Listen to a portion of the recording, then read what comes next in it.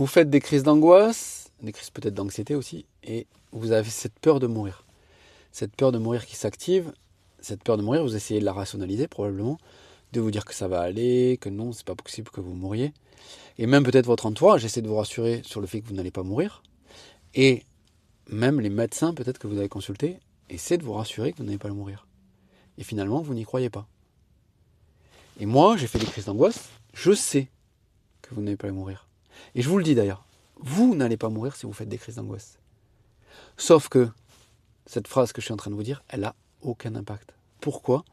Parce qu'au moment où vous faites une crise d'angoisse ou une crise d'anxiété et que vous êtes activé, même quand c'est pas au sommet, votre cerveau croit à 200% que vous allez mourir. Donc comme il croit à 200% que vous allez mourir, si j'essaie de vous rassurer à ce niveau-là, ça n'a probablement aucun impact.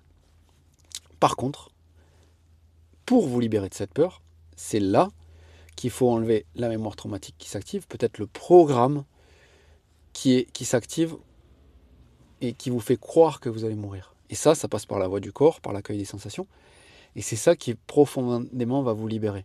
Quand j'ai des gens en séance, quand ils me disent qu'ils ont peur de mourir, je ne cherche même pas à répondre à leur peur. Juste, je les amène à vivre leur peur pour que cette peur disparaisse. Si j'essayais de discuter avec eux, ça ne marcherait pas. C'est ce que je voulais vous dire aujourd'hui. Je vous dis à bientôt et prenez soin de vous.